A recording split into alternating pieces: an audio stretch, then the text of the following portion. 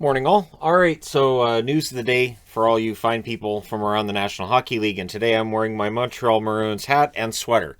This is an actual sweater, it's not a jersey.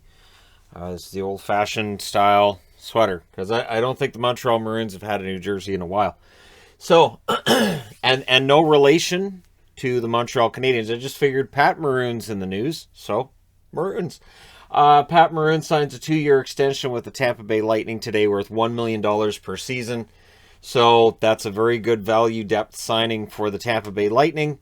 And again, for GMs who are signing guys now, getting out ahead of the offseason and even getting out ahead of the trade deadline, I think they're better off. St. Louis, taking a page from that book as well. Bortuzzo signs a 2-year extension worth $950,000 a year. Again, very reasonable for Bortuzzo. And Logan Brown signs a 1-year extension for league minimum, $750,000. So again, St. Louis doing what they can, to make sure that they don't have too many unknowns and variables at the deadline. Make sure you've got guys committed for next year. I think it just makes sense. Last night, for people who stayed up late, you would have seen Team Canada's women beat the Americans 4-2, and so that was a big game featuring a penalty shot goal as well. So, the Canadians now, they finished first, so they'll play Sweden Friday in the quarterfinals. The Americans will play the Czechs, and the plan is that probably on February 16th, towards the end of the Olympics, Canada and the U.S. would meet again in the gold medal game. That is highly likely. But again, good game between the two. And we shall see how things go. The Czechs have been a good story so far. The Czechs weren't expected to be in the quarterfinals, so them being in the quarterfinals is kind of big news for them. So again, it's that story, right, of yes, there's an imbalance between the ones at the top and the ones at the bottom on the women's side when it comes to hockey, but getting that extra exposure can help the program. And men's hockey starts tomorrow. We've seen that with some of the nations that were seen as lesser coming into the Olympics that end up being pretty good. So the Russians, or the ROC, there's not fooling anybody, I swear. ROC versus Switzerland, Czech Republic versus Denmark, or Czechia, if you wish to go that way. It's officially listed as Czech Republic, though, in all the Olympic stuff, so there you go. And Sweden versus Latvia. So the expectation would be Sweden, Czech Republic, and the ROC to win their games tomorrow. And for the Russians, they've already said anything less than the gold medal is unacceptable.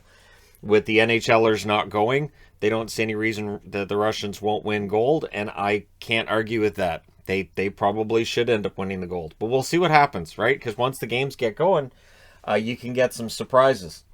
Coming out of last night's game, now going into last night's game, Matt Murray had a safe percentage of .910 on the season. After last night's game against New Jersey, that safe percentage now .914. To put that into perspective, his career average is a .912. So Matt Murray is now officially having at least an average season for him, maybe a little bit higher. And considering he's playing in Ottawa, where he wouldn't be behind a defense as good as the one he played behind in Pittsburgh, it does indicate he's having a pretty good run right now. So for Ottawa, this is good news. They signed that contract with him, hoping for this kind of goaltending, and now they're getting it. Tonight's game, though, it's supposed to be Forsberg. So we'll see who ends up winning that. It looks like Murray's going to get the lion's share of starts from here. But with, I think they said last night, it's 41 games in 80 days for the Ottawa Senators. Yeah, both goaltenders are going to be busy. There's going to be a lot of teams that are quite busy now for the second half of the season. So all the best to Matt Murray on that. Ovechkin to be in the lineup tonight against the Columbus Blue Jackets. That's, of course, good news for the Capitals. So he only misses, one game in the All-Star game? So, for Ovechkin, good. Now he's rested, and we'll see how things go, starting with tonight's game against Columbus, and whether or not he can get back into the hunt for that number one spot in the Art Ross race for points overall. And I wouldn't be surprised if he did. Derek Brassard is returning to the lineup for the Philadelphia Flyers. He missed 11 games. So he'll be back in the lineup. That's good news for Philadelphia. We'll see what the plan at the deadline is for them.